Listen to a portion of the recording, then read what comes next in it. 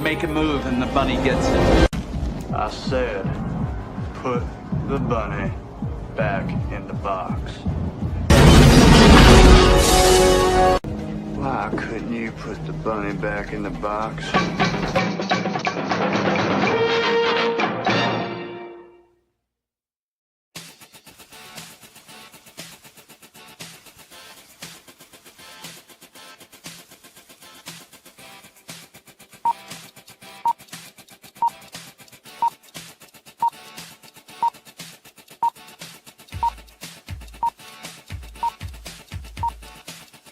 It's showtime.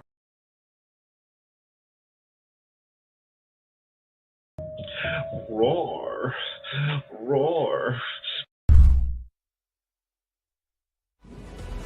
Colonel Ironsides here. 200 years I stood in the gap, fighting those who would harm my country. It was my honor, my sacred duty, so help me God. 9 times they took my life. 9 times I stood back up and made them pay. The freedom fighter and I could handle anything, but someone betrayed me. I was ambushed, made mortal, rendered powerless, and retired. They passed an amendment and made me a civilian before I left the hospital. For 50 years I watched my country change. Lost its work while erasing me from history. The day I quit my job, I powered up and discovered they lied about that too. I'll remind them of freedom. I'll remind them of duty. I'll remind them of their oaths and who they serve. I'll remind them while I'm shoving it down their throats.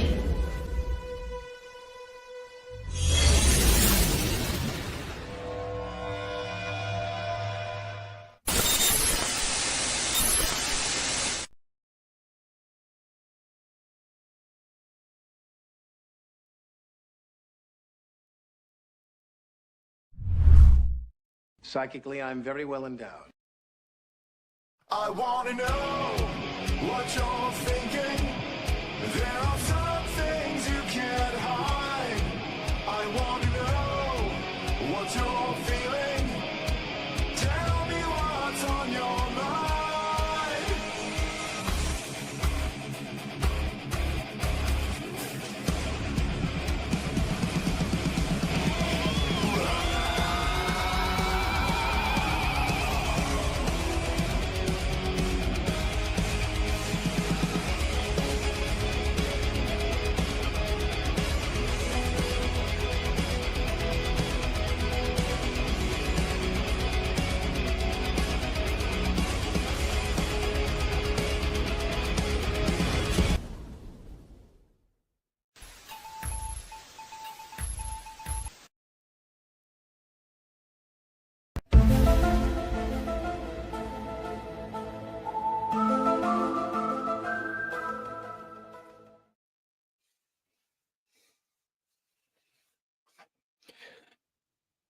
Hey there, everybody. Welcome to the Gen X Files, where I address pop culture and current events through the lens of the Gen X. We know the deep magic because we were there when it was written. And so, welcome to the show. I guess I got to play it. All right. Hold on. Let me find it. Where you at? There it is. All right. This guy. Nobody worries about upsetting a droid. It's because a droid don't pull people's arms out of their sockets when they lose. Wookiees are known to do that.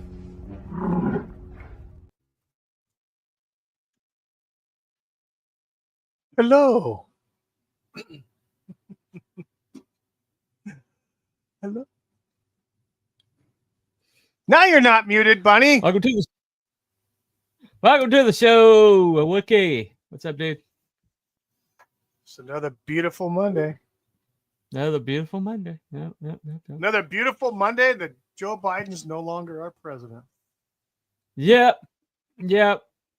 And speaking of Joe Biden, we're here to bury his generation.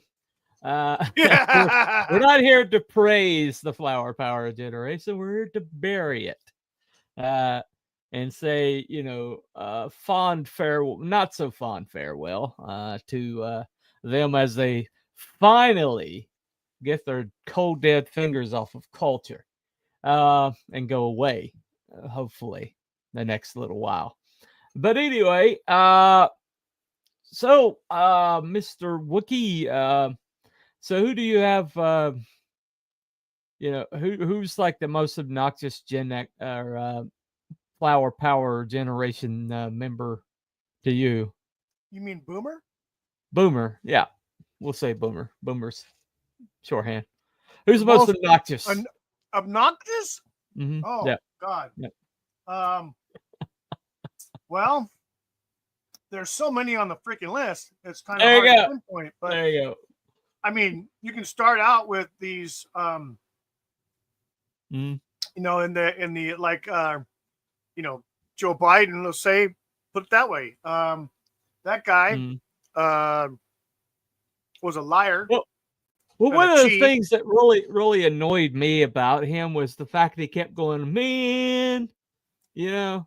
He kept like, No "Man joke. this, man that, Yeah, no yeah. joke." And Well, he's here's the wearing thing. the aviators, and then he was in the Corvette, and it's just like you're not Yeah, cool anymore, Joe.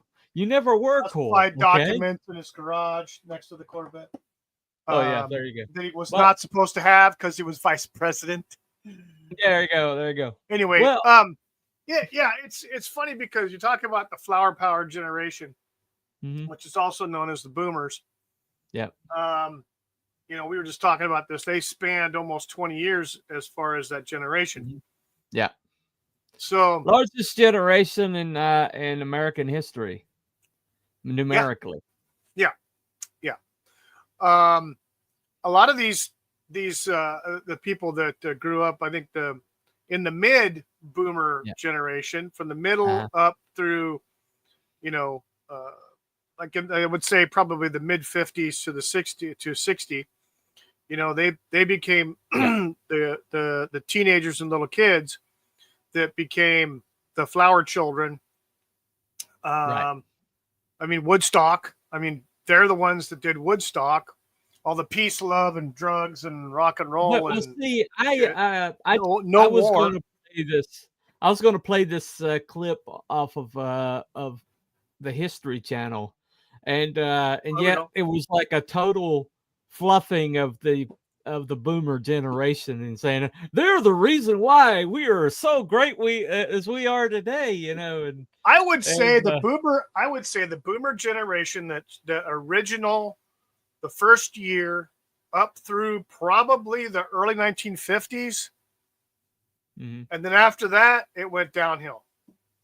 Well, In just my opinion.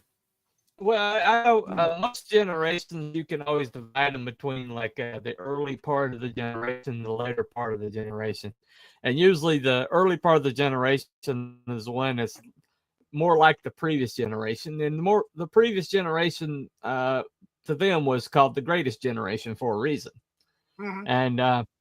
and so a lot of these guys, like the early boomers, were also like Korean War vets. Yeah. There were the ones that Well, went to Korea. I would say the And latter part of the greatest generation, because Korean War was like 1950 to 52 yeah, or 3 or something like that. right. Well, So, you're right. You're right. Like I guess early greatest generation or late greatest yeah, the generation later ones, the with the ones that were Korean. born at the beginning of World War II Right, or right, right, right, before right. that. Well, but basically, their biggest hill to die on, the one that like seemed to like give them the most energy was the Vietnam War. I Mm. mean, everything was about the ending the Vietnam War, and everything was about how horrible it was and everything like that. Mostly because they it was a draft on, Yeah. and none of them want to be drafted, No. and which made their actions towards the ones that did get drafted so reprehensible. You know, because they're for the grace of God goes I, and yet when those people came back over here, they were called baby killers and monsters and things like that. And like Jane Fonda the other day got a Lifetime Achievement Award. Hanoi Jane. Hanoi Jane, yes. Boomer. A boomer. Who, by And the of way, all the Fondas in that freaking family, the only one that I feel was worth a shit was Peter. well, I don't know. James is good. James is a great actor. Of course, he was progressive. Well, the thing I'll mention Peter in just a minute. But the thing about it is, though, is you know, all the I saw all these comments were like, it's like, you guys just need to get over, you know, that whole Hanoi Jane thing. She's apologized for it multiple times, and it's like, you know what the bitch did? Okay, she was at a camp for POWs, and somebody slipped her a paper that telling them, you know, tell them that they're not treating us good because they were like lying their asses off. Yeah. And so somebody slipped her a paper, and what did she do? She gave it to the commandant because she wasn't there for the soldiers; she was there for the freaking Viet Cong. Yeah. To put a nice face in the Viet Cong. And oh, by the way, she took all these nice pictures of her on a anti-aircraft gun in Ho Chi Minh City. Yeah. And it's like, it was still to this day is one of the most anti-American I'll things. tell you what, it's a anybody's ever shame done. it's a shame old Carlos Hathcock couldn't put a beat on her back then. Oh, I'm sure that's one of the reasons why she only went over there once. After all that came out, I'm sure she probably, yeah, I need to stay, you know, out of country. But thing about it is she's like the perfect encapsulation of that generation. They didn't stand for anything, but they preached about everything. You know, and they're like the most progressive. They were the most progressive generation, but they were also the most selfish generation because they were, what were they rebelling against? They were rebelling against prosperity. They were rebelling against patriotism. They were rebelling against family units, strong family units. They were rebelling against religion, which founded this country and made it productive, and Western societies. And they were, I mean, they just rebelled against everything that Their greatest principles generation were, you know, peace, not war, you know, make love, not war, type of stuff like that. Yeah, but what do they mean Let's by all that get shit? along with our, yeah, exactly. Yeah, you hear all the music and you know, it's kind of like in our zeitgeist. But when you go back and look at the lyrics, they didn't mean anything. None of their freaking songs meant anything. Freaking anti-war. Well, I mean, it was supposed to be anti-war, but they're all like, "Oh, we're going to solve war by loving each other," and it's like, well, you mean sex? You didn't mean like affection towards one another, because all you did was like screw each other. And then, oh, by the way, Roe v. Wade comes in, and you basically massacred an entire generation rather than deal with it. And that's why Gen X, you know, it went from the biggest generation to the smallest generation, because they massacred Gen X. Yeah. You know, and the abortion mills. Oh, We can do abortions now. Yep. In the 70s and the early 80s. Yep. And so, and they were massacring them before Roe v. Wade. I mean, in the blue states especially, or they already had abortion clinics, and so that generation was the largest generation, but then they had the smallest generation. Why? Because when that peace, love, and all that, you know, free sex meant no responsibilities, and so they had tiny families, while their parents had, like, you know, 8 or 9 kids. They had like 1 or 2 maybe. And so you went from the largest generation to the smallest generation, which is my generation. And so then you look at the difference between them is like they you know, they're all like preaching like Hare Krishna and stuff like that. And you know, it's like a George Harrison song the other day. We're talking about, you know, favorite song off of his first album. Yeah, the Moonies, right? And there's people, they did not believe in anything, really. And so here you are today, and they're finally like starting to fade out. But they've had a death grip on the culture for the last 30, 35, 40 years, maybe. I mean, every story is like, they like polished, their image so much in the civil rights. So we were the civil rights generation, you know, and it's like, oh, what did the civil rights generation do? Okay, the black community before civil rights, strong family units, uh, powerful, tight knit little communities. They were They making had, music that nobody had heard before.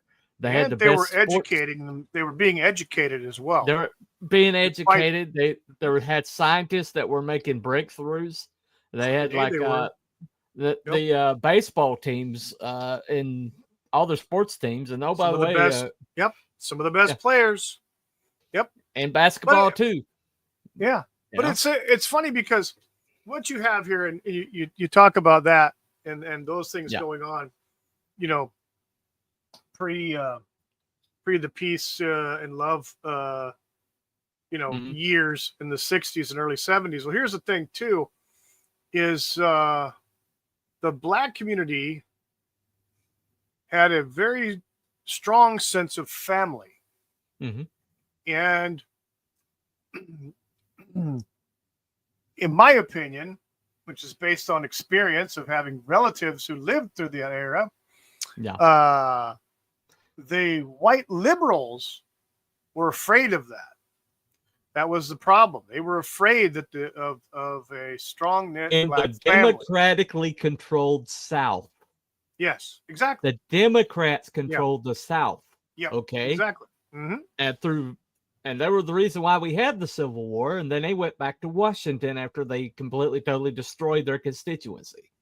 And then Oh they yeah, went back to Washington and never suffered any repercussions. And they were still in control all the yep, way into the 60s when yeah, when exactly. Bull Connor was a Yep, Democrat. yep, You know, yep, they yep, always mention Bull Connor, but he was a Democrat. And George, yep. what's his name, was a Wallace, Democrat. Wallace was a Wallace. Democrat. Yep, Wallace. And and yet, what did they do? What did this generation do? They all became freaking Democrats. Yeah, They all freaking exactly. became Democrats. Every Well, I damn do one of remember. I remember seeing some newsreels and stuff like that them. Mhm.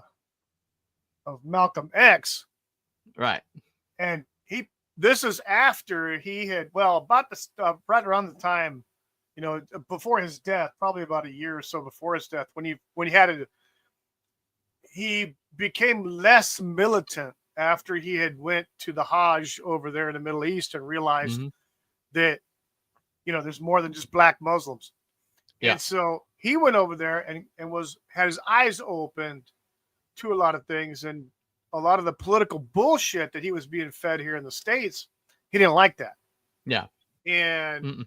that's why he was started talking about the fact that, there's the white liberals, the worst thing that could ever happen to the black community Yeah. is a white liberal.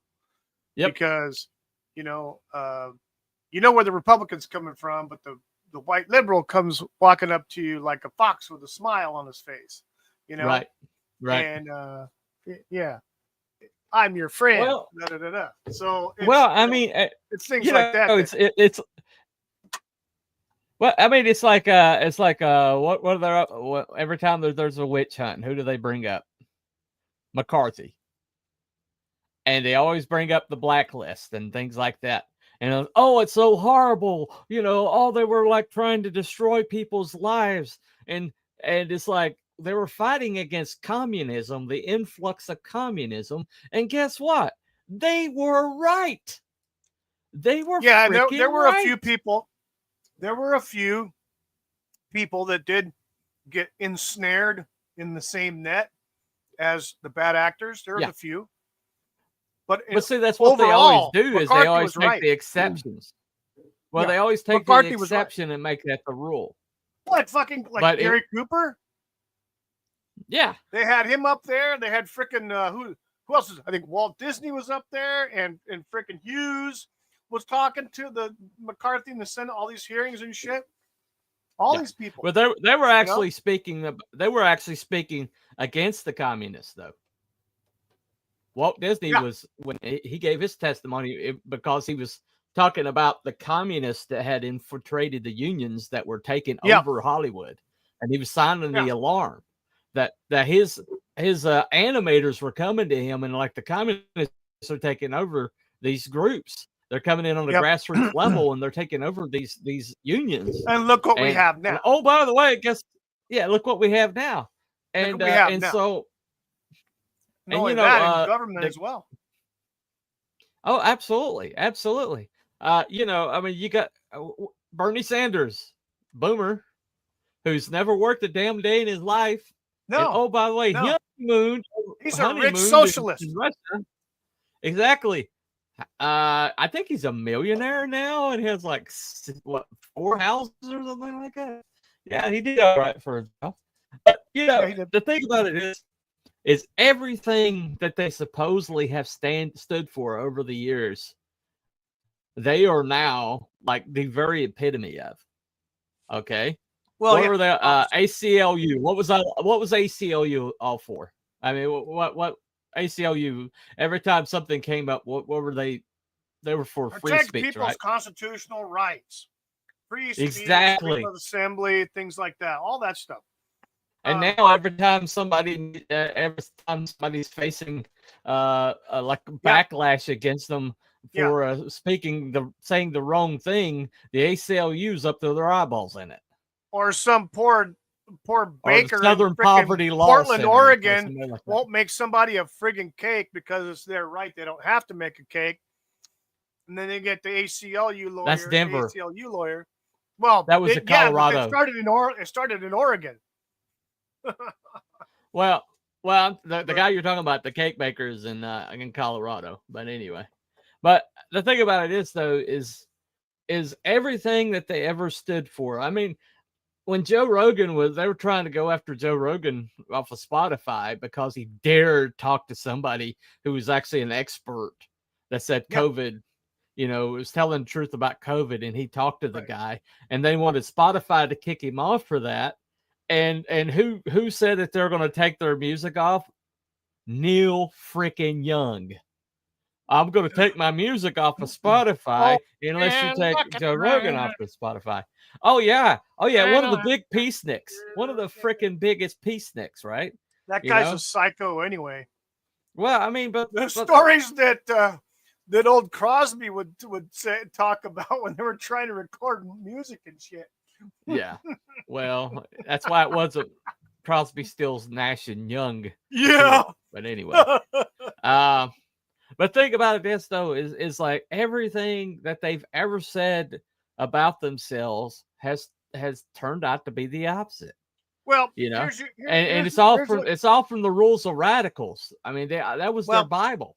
The whole generation's Bible was rules for radicals. Right. Here's what you have. You have a part of this generation that were the peace, love, no war bullshit, right? Sex, drugs, let's all get high on weed and whatever, acid and the whole 9 yards in the late 60s, right? Mm-hmm. So they were against private property. They were against taxation. They were against forced military induction, meaning draft. Yeah. They were against a lot of things that they are now in politics or in big business, or they're actors in Hollywood that are now for it, like 100,000%. Well, especially I mean, all the what did they all wear last night? What did they all wear last night? I didn't watch the fucking Oscars, but I'm sure it was Ukraine. Well, you didn't have to watch the Oscars. There was a still photo, and they were all wearing Ukrainian colors from the Ukrainian flag. Whatever. You know, I mean, and they're all pushing Zelensky, who is what's Zelensky doing? He's trying to keep the war going. The very same people that were like against war are now pushing, you know, for Zelensky. You know, and it's just like. Everything they say, it has always been bullshit. They don't believe anything. It's that secular very humanism. few of them. Secular humanism. Right. Well, secular. I mean, there's a few real ones in the mix, but they've left kind of like the whole thing by now. But the thing about it is, though, is the secular humanism means that there is no God but me. I am God. And what that means is I don't believe anything. I don't stand for anything. You know, whatever my feelings tell me is true. And they have lived by this edict, and they've had control of our culture for a long time because they're ruthless, they're selfish, they're self-centered, and they will do whatever it takes to keep power because they're all about the power. Okay, they're power hungry. And you saw, we saw this. Pardon me. We saw this with the USAID and Doge coming in, and literally going up their ass with a microscope and finding all this money going to dummy corporations, weird shit, foreign countries, people that we got sanctions against. They're still sending money over there. You know, they saw all this. But the funny thing about it is they use that umbrella of US. They call it US aid. That's but AID, but it's not. Yeah, it's USAID. Yeah. What's the acronym mean? It doesn't mean aid. Yeah. It means it. I off the top of my head, I don't know. I know it's not aid. It's an acronym for something else. Yeah, it doesn't mean aid. AID. No. So let me get the exact acronym so I don't tell you wrong. USAID. It stands for. Come on.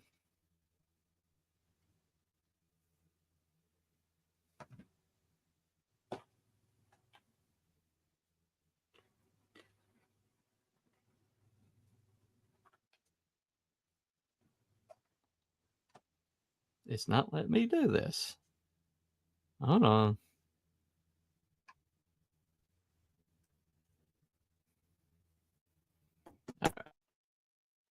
Anyway, says for the United States, there it goes. Agency for International Development. It doesn't stand for aid. And yet when they've done their little preaching outside of businesses, all they're talking about is, oh, we're aiding this person, we're aiding that person, we're aiding this person. And it's like, no, you're not. That's not what it was about. Well, you know, the thing is, a lot of the influences that Gen X had, such as myself, growing up in the 1970s, we had some pretty hardcore boomers that were no-nonsense people. Yeah, some of these people were not veterans. Well, some were, but not all. Well, Vietnam veterans, Korean veterans, we had animal. They were but then you had Korean War veterans, but then you had people like Evel Knievel. Yeah, but he was from the Greatest Generation, though. Yeah, and but that was one of our influences as a kid growing up in the 70s. Some crazy dude on a heavy ass motorcycle jumping 15 buses in Las Vegas or at some freaking carnival place and survives, and you're like, woohoo, awesome, I want to do that. You know, that was kind of our generation. That was our influence. You know, well, the thing Evel about Knievel it was a badass. Well, the thing that I'm realizing is I went back through, you know, I was like, well, you know, they the boomers did make us all this incredible art, but then you look at the ages of the people who made the best stuff, and they're from the Greatest Generation. They're not from the boomer generation.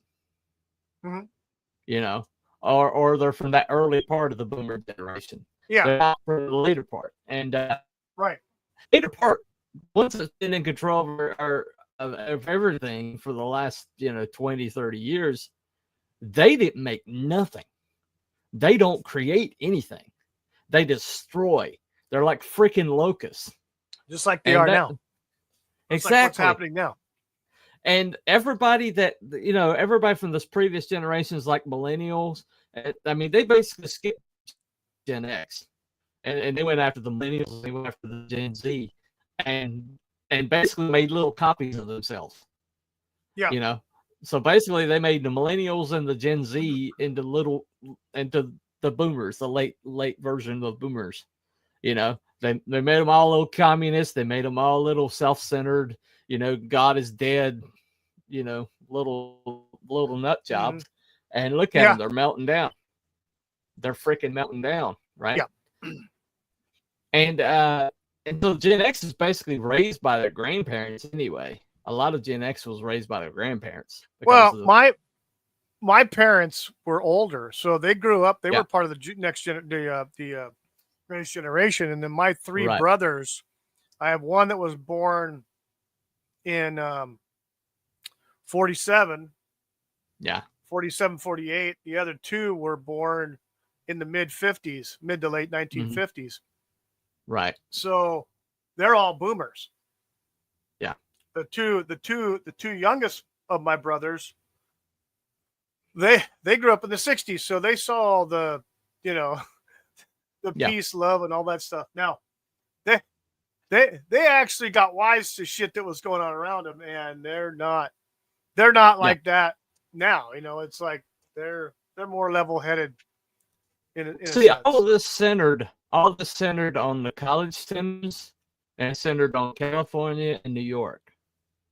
And that's where they've kept everything. They've kept everything kind of like centered on California and New York, and that way, basically, they had control of the school systems, the colleges, and all of the infrastructures in California and New York. And so basically they turned them into meals that churned out flower power generation style boomers. Right. You know, and they've been turning them out for decades. I mean, you have to see like in the 1960s, you look at the groups that came out, the bands and music. Mm-hmm. Yeah. You have the Doors, you have the Rolling Stones, you got the Beatles, you've got individual singers like Nancy Sinatra and people like that were pushing kind of like Jimi Hendrix. Jimi Hendrix, in my opinion, was the only guy that was actually true to what the hell he was saying, because the guy was dirt freaking poor. He was also from Greatest Generation, so he's not even part of the conversation. So I don't know why you're bringing him up. Because he was a badass American. That's why I think he was a World War II vet, man. Come on now. Unfortunately, he died poor. That's a shame. But anyway, no, he didn't die poor. No, he did not die poor. No. Well, he was definitely not rich. That's for sure. Well, but those contracts are basically indentured servitude anyway. Yeah, absolutely. But we're talking about people like Creedence Clearwater Revival, and people like that put up, which is funny because you listen to John Fogerty. John Fogerty is pretty right leaning, but that kind of music, was kind of like, that John Fogerty's got an interesting story. I'll just say that much. You need to check it out. I bet.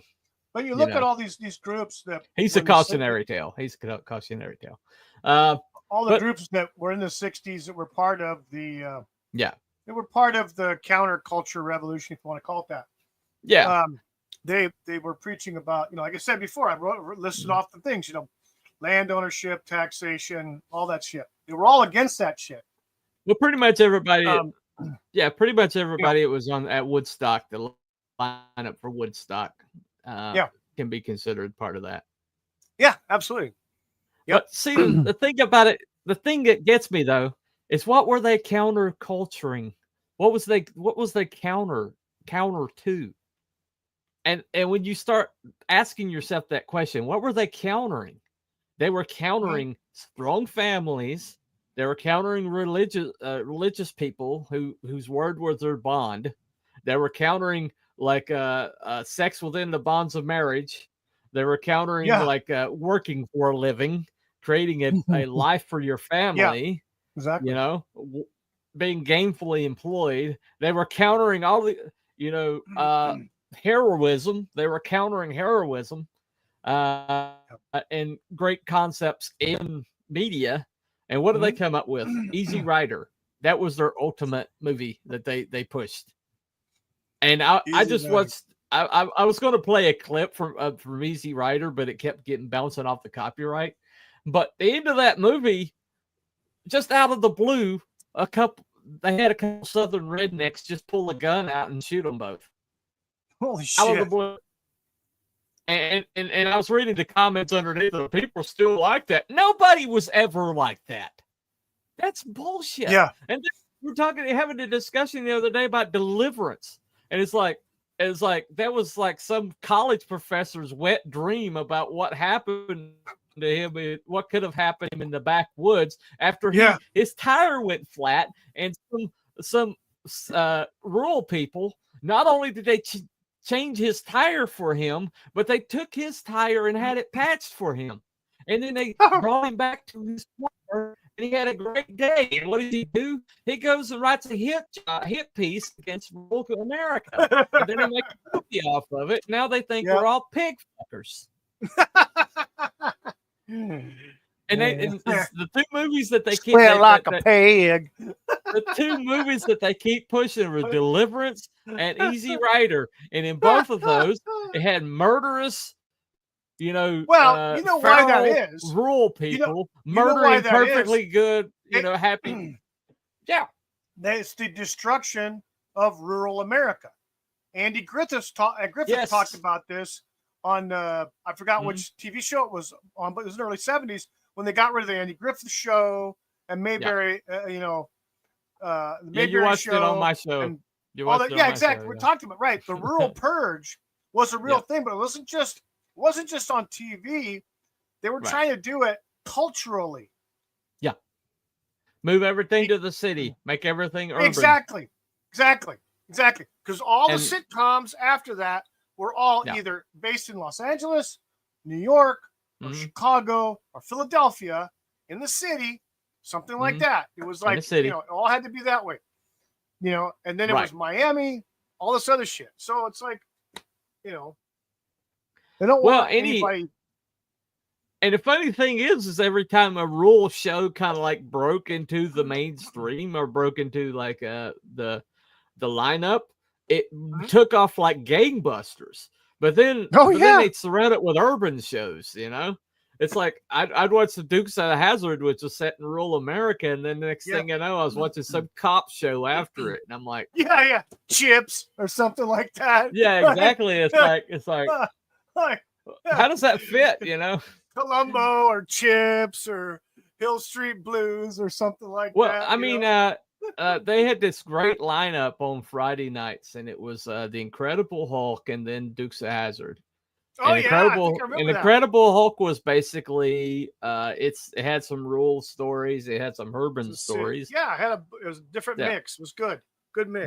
But the thing is the rural generation or the flower power generation basically, it was like the whole communism thing, the whole communes and the whole like living up peace and love, and we're going to save the world through peace, I mean, it's like stupid stuff. Like, they always talk about, John, the Beatle. What was his last name? Oh, yeah. John Lennon. Yeah. John Lennon. They're always talking about John Lennon, but you look at that guy was a moron. What did he even stand for? Listen to that song. Imagine means Here's the nothing. thing. He I will have to admit, I do like his music. I did like his music. I do like the Beatles, their music. The thing is that John Lennon, in my opinion, was a gullible man. He dumped his wife. Okay, who is Julian Lennon's mother. Okay, yeah. And I know the story. And then, of course, he hooked up with Yoko Ono, who can't sing for shit, let alone talk. And his judgment was not really there. No. No, and I mean, like the big protest where they all went in Central Park were like in beds. They called it Oh yeah, this bed bed in or something peace like or that. something, Yeah, yeah. Yeah, the bed in, right? It's like, what does frick does that have to do with anything? What are you even? Well, what's the connection here? It was But just to get notoriety and a distraction. well, I mean, but at the same thing, I mean, when you look at the breakdown of what they said they stood for and what they actually accomplished, and it's like, well, you didn't believe in anything, you didn't have like any underpinning to anything that you did, like one of the worst things that ever happened to music was when the musicians started doing the whole stuff for Africa, Live Aid and things like that. And they started getting these god complexes, right? It's like suddenly you have Bono like traveling the world in blue sunglasses and talking about policy, and things like that. Bono. Oh my God. But I mean, we the thing are about the world. is We are the world. right, exactly. And where did that Exactly. frickin' go? And Where did that money go? Did that money go Where to did that money go? South Exactly. Africa where it was supposed to help people? Aid all over again. It's like U.S. aid all over again. Yeah, it didn't go anywhere but in somebody's freaking pocket. And it wasn't we where have it was a supposed to go. skewed. Yeah, but they're like, oh, we have a skewed capitalism, and all of them are fucking filthy rich. Yeah. All the exact same people that eschewed capitalism are now rich. And it's like, wow, you eschewed right into the bank, didn't you? When you eschewed capitalism, you're not supposed to wind up rich, or when you're supposed to be all about communism, communists are not rich, No. They don't have the only ones that ever get for the rich in leadership, but yeah. except for the leadership, right? But at the same time, they were like against everything. Okay, so America was against communism. Oh, I'll be a communist. America is primarily a religious nation. Oh, I'll be an atheist, or I'll whatever Eastern religion that's a flavor of the week. I'll be that. America is like all about the family unit. Oh, okay, well, I'll never marry. I'll just have a bunch of bastards.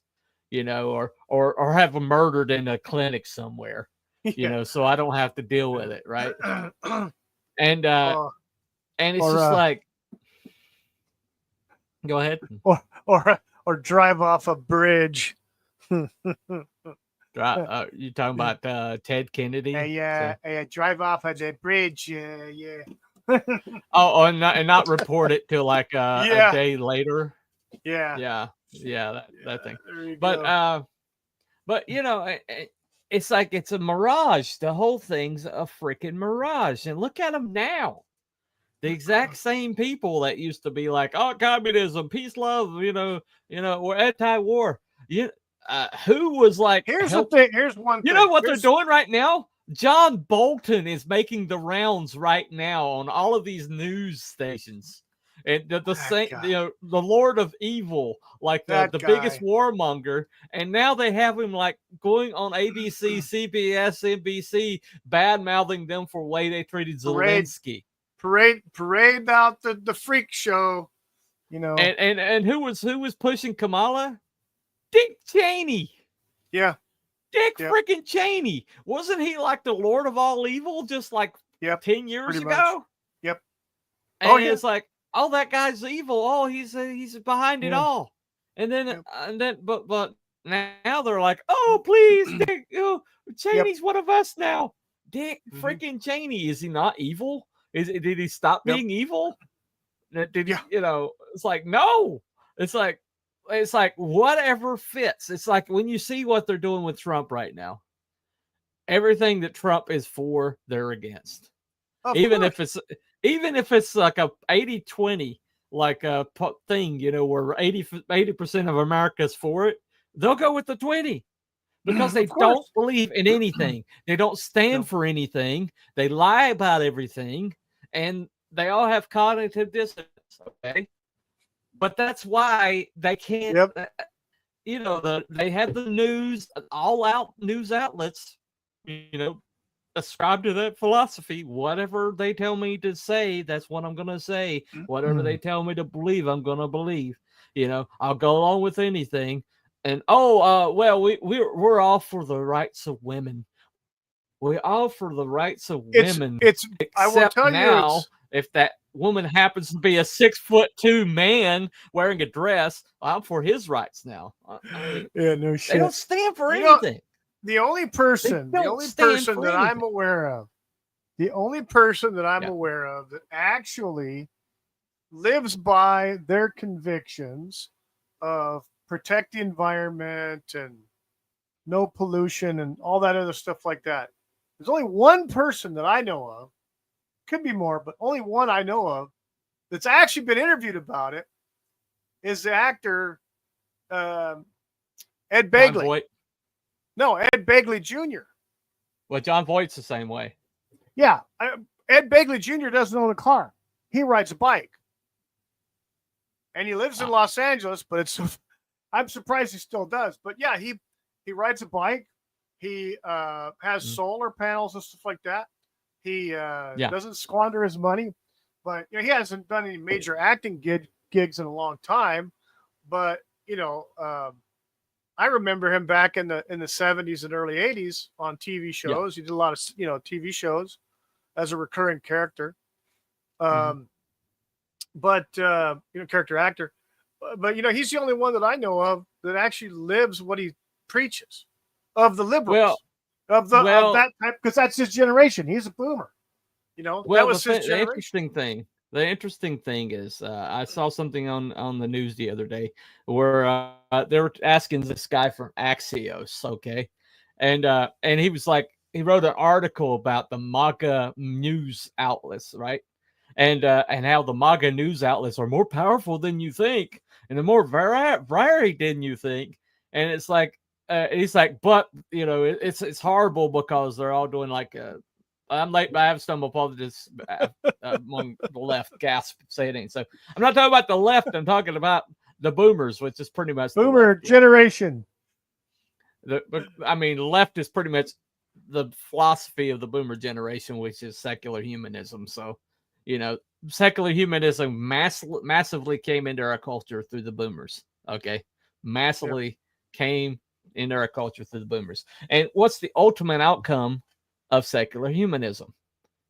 When you make man God, when you make man God, and man is really flawed, man, you don't have a higher perspective. You don't have a perfect being whose philosophies you're following. But you don't have a being who's higher and loftier than you that has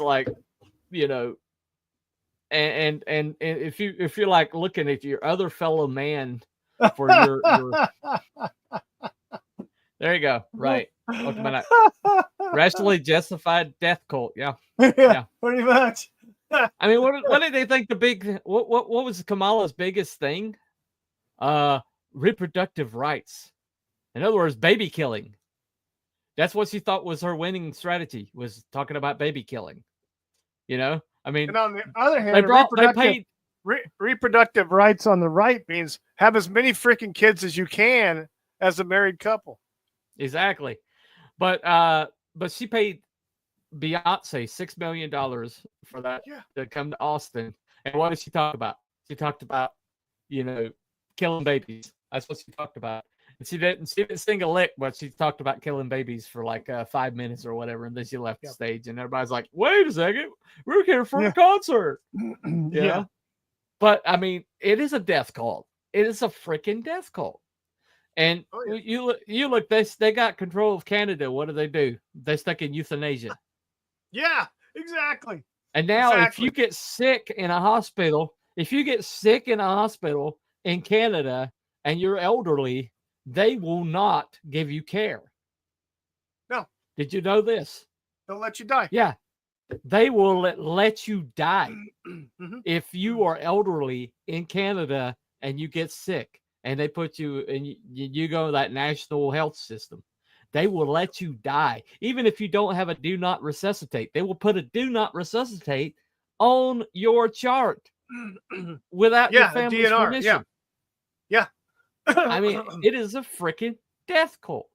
Oh, when Whether- they had what is it? The veterans Yeah, I'm gonna hotlines tell up there now. Mad Ruth you said that. I'm gonna tell Mad Ruth you said that, dude. Anyway. Apparently, there's Anyway. they have like a veterans hotline and stuff like that for some of these wounded veterans up there that were in the Iraq And they will always Afghanistan. suggest euthanasia. Yeah, At the end of and all every they single want is a little consultation. help. They want help. They want to see a doctor. They need, and some If of you these go people to a are living with- psychologist Yeah. and you're depressed, they will suggest euthanasia. Yeah. That every single outcome that they push for is for euthanasia. Right. Because of climate change. Yeah. This which is the exact same thing that they were doing back then. That there was like the flower power generation. They were all about the environment, right? Greenpeace was started out of that movement, and it's like something like PETA. You know what PETA does? They go around murdering people's pets. Yeah, they do. Because oh, okay. Mad Ruth is the kind of dinosaur Canadian that I still respect. Apparently, about one of a dozen based on track record. Yeah. Fair enough. But you know what? I mean, they don't stand for anything. They're the reason we got secular humanism into our culture. And what's the ultimate outcome of that? All the horrible things that are happening right now are happening because secular humanism came into our cultures. It got enshrined into our colleges, and they spit out ideologues rather than students. And in our elementary school, all the way up to K through 12, it's all throughout that now. They're trying to indoctrinate more of themselves, make tiny little boomers, who don't believe in anything. And they're doing a good job of it, because you look at this next generations but the funny thing about it is, if you look at what they're rebelling about now, they're rebelling against secular humanism. That's funny. Yeah.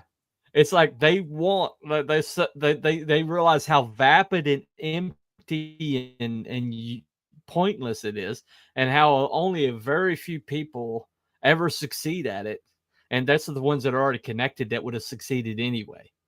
The amount of people on the left that are succeeding, that have rich parents or have parents that were in the movement for generations, is staggering. The only ones that you see succeed, the only ones that get raised to the top, the only ones that are like on the charts or whatever, I mean, they all are connected to the same entities.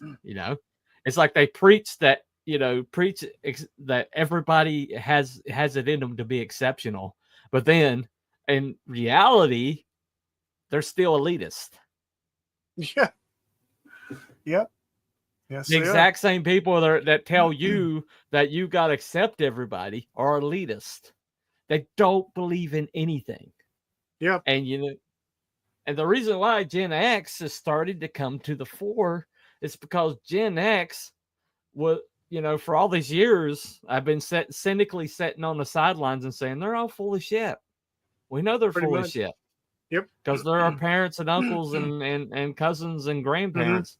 We know they're full of shit. Yep. But they've had control of the culture, and so Gen X is kind of like checked out and said, okay, well, they got control of the culture. But now Gen X is like, hey, maybe we can affect culture. Maybe we can start influencing culture. And so Gen X has started showing up, started talking to one another, and now they're starting to create their culture. Yep. And I'm here for it, man. I'm totally here for it. Have to tolerate everybody except people who aren't tolerant and accepting. Those guys are Nazis. Yeah, those guys are Nazis. Right. Those guys. Except, the funny thing is the Nazis were National Socialists. Yes, National Socialists. They were politically on the left. Yes. And you know who they got you know who they got their marching orders from? You know who? The DNC. Jim Crow G and C. They Nice. took notes from the way they were kept the slaves like subdued in the Jim Crow South, and they used the same policies in Nazi Germany. Who were the who were over the Jim Crow South? Democrats. I mean, it all leads back to the same source. Yep. It's a big circle. But anyway. But yeah, see, the thing is with Gen X, though. Gen X, yeah. I mean, Gen X in the 70s was fed imagination, the toys and games that sparked your imagination. Yeah. You had television shows that were and heroes, not necessarily superheroes, but heroes who were, it was black and white. It was you're either a good guy or you're a bad guy, you know? And so they were kind of brought up on that, along with their dad. Made by the greatest generation. Their dad letting them sneak by and grab a couple of sips of beer. Okay. Well, we had a strange combination of the greatest generation's discipline and the apathy of the boomers who were raising us. Exactly. You know, Yeah. so we had this weird combination of not all of us. I mean, you can't not all the boomers about were everybody. That way. Not all the boomers were. No, not all of them were, but you know, lethargic. I'm talking about the ones that are controlling culture. Yeah, exactly. The ones I'm talking about the ones that are controlling culture. Okay, but if you look back at the IPs that have made the most impact on Generation X, most of them came from the Greatest Generation. Okay, now look at the MCU. Okay, Iron Man, the Spider-Man movies, you know, Captain America, Thor. Where did these were all created by the Greatest Generation? Yeah, exactly. And then what happens when they run their course, and then you have to rely on, you know, what do? They go straight, you know, once the end game happened, they completely lost their way and started looking around for other characters, right? And they couldn't find any because those characters were the greatest characters, right? Yeah, exactly. Yeah, my opinion is the MCU ended at the end of Endgame. That was the last movie that I would consider to be a decent Marvel movie. Everything else has been. I think it's gonna. You can't like consider the track record anymore. You have to live movie by movie, because I really think the Thunderbolts is going to be good. I have a hunch. I hope so. Slightly. All right. I don't know. You're not on hell. here. I don't know. I don't know about a lot of people, but I actually did not want to see the Captain America movie, and I went to see it, and I actually enjoyed it for what it was. Yeah. Okay. It was not. Well, you're totally okay. You're totally okay to enjoy it. I mean, you know, and I had a good time with the movie. I thought that movie, in my opinion, was true to its source, which was the Falcon and Winter Soldier TV show. Okay. It was true to that source. Outside of that, which I despised. So yeah, but outside of that, you know, it was in my opinion, it was a good action movie. You know, a lot of good member berries, a lot of good actors. You know, well, it did bomb because total movie. Well, it was good. 3 movie total reshoots can make it. You know, it was, but spliced together from 3 entirely different movies. But it is what it is. But anyway, so I think basically but our generation. But here's the thing: our generation, Gen X, we were the ones that latched on to franchises because they touched our imagination. They touched our hope. They touched our sense of adventure.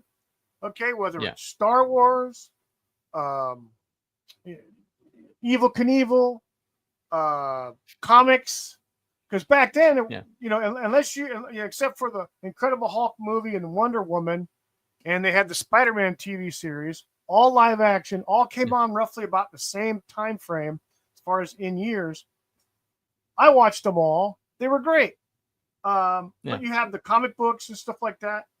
And Well, I think that's why I keep saying that. I keep saying Gen X needs to lead the way because we were there. You know, we remember the deep magic. We were there when it was written. Okay, but we remember all this stuff when it was new. There are some Gen Xers that are in the business that are good. Yeah. That do know what source material is, that they try to live by that source material in their work, but they're lefty retards.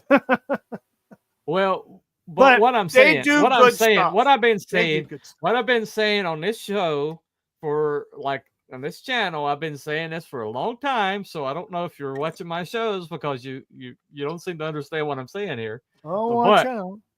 Okay, what I'm saying is that you know Gen X is pretty much coming from the outside, like this counterculture movement, you know, back the flower power, okay, but we're coming from the outside, okay, and for the most part, a lot of us are more on the conservative side, fight, right, and a lot of us are more on the conservative side. A lot of us are more with the Christian worldview than secular humanism, and basically we absorbed all the best pop culture that's ever existed on the face of the planet. I mean, the EU was basically the extended universe of Star Wars. It's some of the best stories that have ever been written. So when Kathleen Kennedy threw it out, she threw away that source material. But that was mostly Gen X authors reinterpreting Star Wars, okay? And that stuff, the same storytellers that were like living in the Star Wars like world that's now been like destroyed, you know, they still can tell stories. And so I remember what we need to do. I don't mean to interrupt you, but when I was working for Toys R Us just before the episode 1 came out, a lot of people in the break room were always talking about the books, the novels, the Star Wars novels that had the continuing story of Luke Skywalker and all those folks later in life, and how they re-established the Republic and all that stuff like that. Yeah.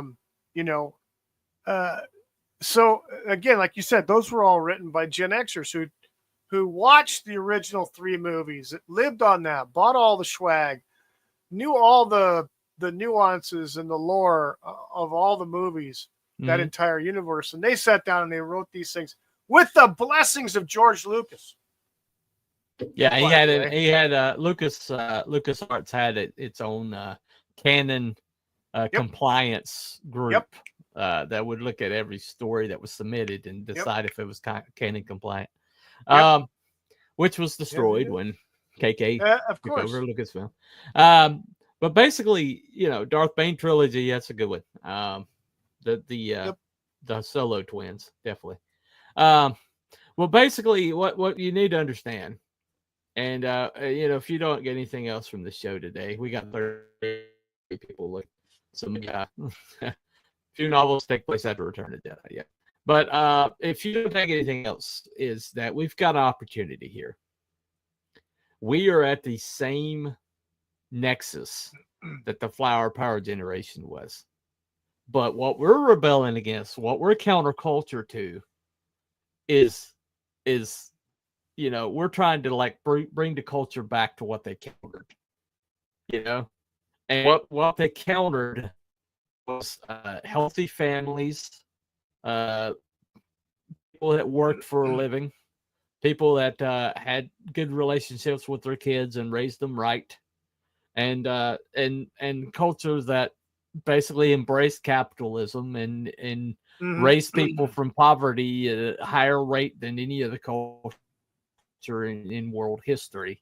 I mean, kids or young people used to be able to go out on their own and buy a house and raise a family on their own, and they could do it on one of the lowest rung jobs that used to be possible.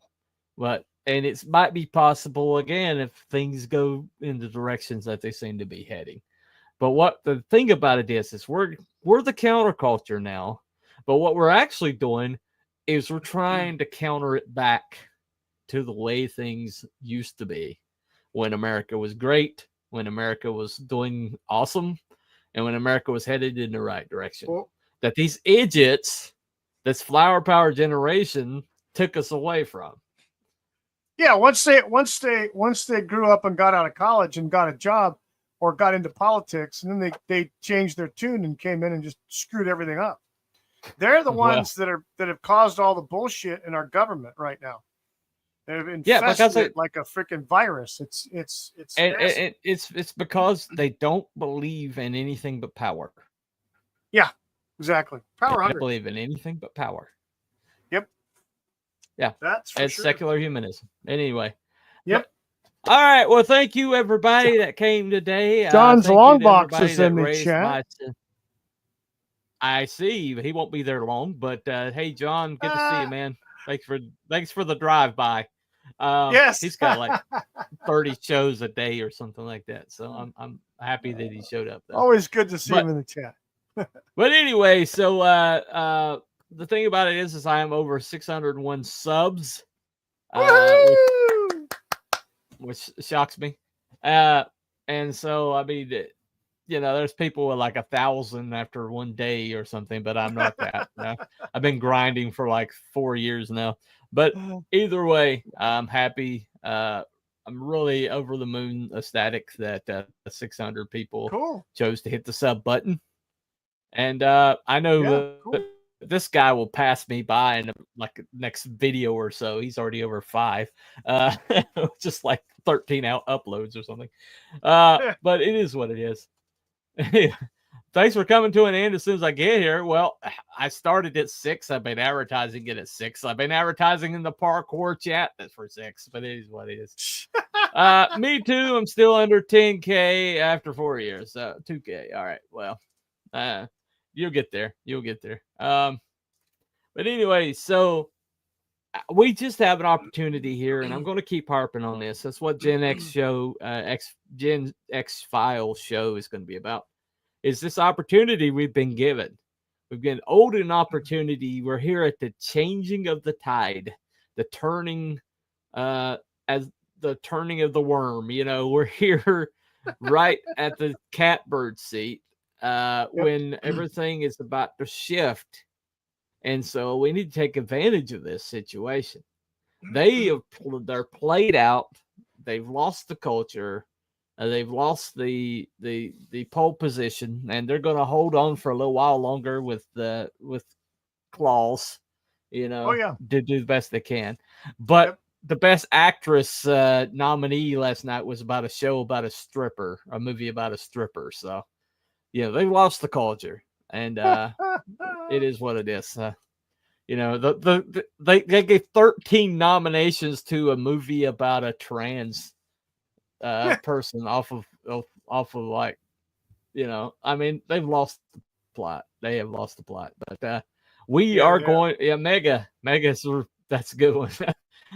Yeah, Mega, make entertainment better. Yeah, pretty good. Yep, that's what we need to do. Absolutely. So that's what we need to aim for. Our own IPs. Let's make new IPs. Let's dream new dreams.